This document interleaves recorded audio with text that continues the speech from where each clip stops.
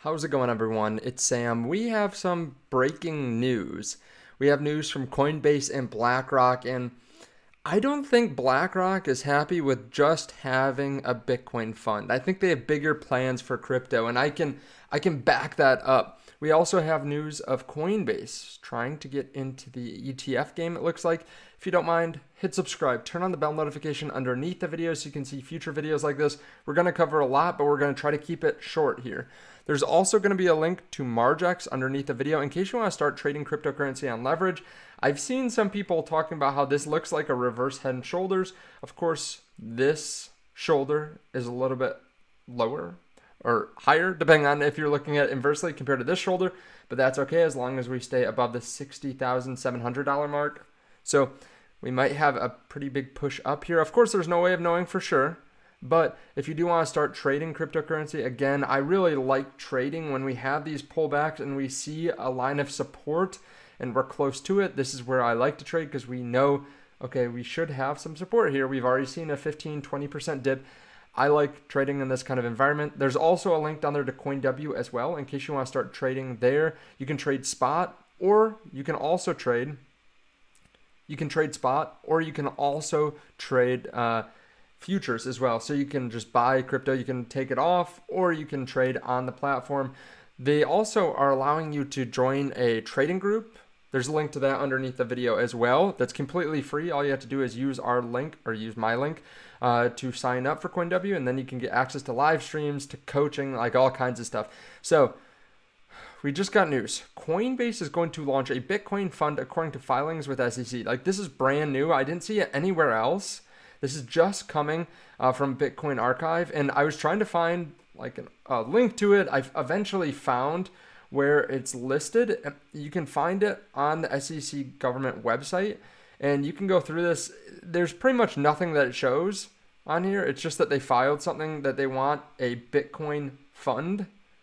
Now, I don't know what this is. Maybe it's the same thing as all the other ETFs. Maybe they're just coming late to the game and they say, hey, we want ETF too. We can do everything in-house, and they want part of this pie. I would not be surprised if that was the case. I also would not be surprised if they tried to do what some other crypto exchanges did, which is maybe try to build out a stock portion of their website. Could be something, right? And they could offer their own ETF right there, so you can seamlessly go between stocks and crypto. It kind of would make sense. I don't know what would really hold them back from doing that. But even bigger than that, we had some news from Blackrock, and this is something that I pointed out several days ago, this tokenized fund that they put $100 million in. But at that time, when I reported on it, they didn't really describe what it was. They're basically building a stable coin, it sounds like, a stable coin with yield. This is really interesting. So let's go into it. BlackRock launches its first tokenized fund, BIDL, on the Ethereum network. They funded it with $100 million worth of USDC. They're really big into tokenization. They've talked about this before. They think that they can securitize a lot of different assets. But they said here that this fund is going to seek to offer a stable value of $1 per token and pay daily accrued dividends directly to investors' wallets as new tokens each month. The fund invests 100% of the total assets in cash, treasury bills, and repurchase agreements, allowing investors to earn yield while holding the token on the blockchain. What does this sound like? This literally sounds like they're building a stablecoin in the form of a fund. And I actually found a clip from about a year and a half ago where Larry Fink is talking about stablecoins and how he believes in stablecoins. Let's play this just for a second. Some of the suggestions that you just brought up is more political, and I'm trying to focus on the social need of why we need digital currency. So I'm a very large believer of a stable coin type of currency, not a Bitcoin, a stable coin that is based on a currency, or each country or a country creates a digitization of that. You could have a basket of currencies, right? Or you could create, that would be a fantastic deal, a basket of a world currency. That could work out too. But obviously that represents a lot of issues. What are the role of banking in that? who plays that role, who knows who's doing all the transactions. So we have a lot of privacy issues. So I'm not trying to suggest these are easy solutions, but I do believe the backdrop of what is going on with Ukraine and Russia and the role of the US dollar and sanctions, I think it's just going to accelerate the conversation of the utilization of some form of digitization of a currency. Okay, so it might be difficult, but we as BlackRock can help you out. We can make sure that everything looks perfect on chain and that everything is up to code. So they say here they're going to have a stable value of $1 per token. Okay, that's literally a stable coin. They're going to pay dividends to investors at the end of each month or beginning of each month. The fund invests all of the assets in cash, treasury bills, and repurchase agreements, allowing investors to earn yield while holding the token on the blockchain. Investors can transfer their tokens 24/7, 365 to other pre-approved investors. Okay, so that's kind of interesting. It has to be a pre-approved investor. I'm not sure what that means exactly, but they say fund participants will also have flexible custody options, allowing them to choose how to hold their tokens. So it sounds like they might be able to hold these tokens in wallets. Again, it's kind of weird though, because it is a fund. Usually in traditional finance, when we think of a fund, we think of a brokerage, but it sounds like we're going to be able to hold this just in our crypto wallets, and we're going to get rewards. Now, this is kind of an interesting opportunity too, because right now you can hold USDC, you can hold Tether, you can hold both of those, but unless you hold them on a centralized exchange like Coinbase and you allow them to give you yield, you're not going to get anything, right? You're just holding the value. Here, it sounds like they might actually pay you, I don't know, a couple percent and send it to your wallet. How cool would that be? That would be freaking nuts.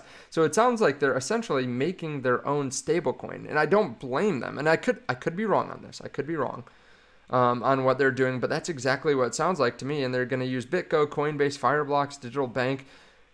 And I think I know why they want to do this. I've said this in the past. The stablecoin business is one of the best businesses in crypto. Take a look at what BlackRock made last quarter. So in revenue, they made just under $5 billion. In EBITDA, they made about $1.8 billion. In net income, $1.4 billion. So yeah, they've made $1 to $2 billion, depending on what you're looking at. Free cash flow, $1.87 billion. Look at what Tether made. Tether made $2.85 billion in profit. Now, only about $1 billion was in net operating profits, like treasuries. The rest was appreciation from gold and Bitcoin reserves. But still, they have just become really popular, in the last decade, right, USDT. They're already printing $1 billion a quarter with basically very little expenses. So yeah, you better believe BlackRock's going to want in on this business, since the Tether core business is already making over half of what BlackRock's making. And if you take into account like their holdings as well, they made more than BlackRock. So they're already just as profitable as BlackRock, and they're a baby business compared to BlackRock, which has been around, 100 plus years probably. So I can see why BlackRock would want in on this business. And if they're already getting into crypto, they probably want to provide services that they think can strengthen the crypto community. And to be fair, we have seen a decent number of DPEGs in the past in crypto, even on stablecoins like USDT, USDC. I remember, obviously, UST went to zero, the third biggest stablecoin last cycle. And like I said, USDC and USDT both fell, I think, around 6 to 20% as well. So yeah, I can see why BlackRock would want in on this. They can make some money, give out some yield, get people in on that very lucrative business, and then they hold a lot of money, right? They hold a lot of the wealth within the crypto ecosystem. Now, I'm not saying this is all good. Like, for anyone that doesn't want traditional finance to have their hand in crypto, well, obviously, like, a lot of people are going to use this BlackRock tokenized fund, and it's probably going to be highly liquid. A lot of people are going to put their assets in it, and yeah, it's going to be controlled by BlackRock. Now, would you rather have it controlled by BlackRock or Tether?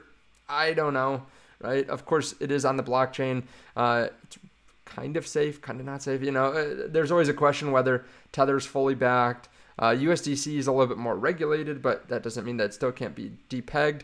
So I don't know. I don't know exactly how I feel about this. Obviously, more centralization, but also another solution for a problem that we've had in the past, which is stability. So one other option for us, and if it pays a nice low yield, maybe that wouldn't be so bad. If you keep some cash in stablecoin, I'm sure a lot of people would like access to something that pays a little bit of a yield, even if it's in like a hot wallet or a cold wallet or something. I'm not sure if they're going to do that or if you have to keep it on their platform, but right now it sounds like they'll actually pay it out in a variety of ways. So pretty interesting, really interesting. I must have just missed this too, because I did not see this was exactly what they were doing, building basically a stable coin. It's just kind of nuts. Now, what happens over the weekend, I don't know. The Wolf of All Street, Scott Melker, says that we could see a reverse head and shoulders. Not saying that we definitely will. He says further confirmation comes with a volume spike on a breakout. A head and shoulders or inverse is confirmed by both structure and volume spikes on the head and breakout. So basically, what we're looking for right now is, do we fall below here or do we move above here? That's basically what we're looking at here. So it will be interesting to see kind of what happens over the next couple days. I'll be on the lookout for it. A couple other things. Z Casino just announced a $40 million development ecosystem fund. This is huge. I just made a video on this the other day. This is an altcoin that I'm going to be investing in, but really interesting there. If you haven't already paid attention to them, if you're not following them, I would. I think they could be really big. And something that I've just found interesting, Rivian is running paid ads on Facebook highlighting that Rivian owners can now access over 15,000 Tesla superchargers. So Rivian is essentially advertising Tesla. I mean, it's crazy. Basically, any way that these other EV businesses run, Tesla wins. And like when you look at this picture, what do you see right away? I don't look at that Rivian. I see the Tesla. I see the Tesla supercharger right in the middle, right at the beginning. So yeah, kudos to Tesla for having this kind of dominant lead. Let me know all your thoughts down below in the comment section. Again, you can check out the link to Margex, and you can also check out the link to CoinW as well. Both are great solutions if you want to trade cryptocurrencies. Thank you so much. I appreciate it. Remember, dips are meant for stacking, and I'll see you in the next video. Bye.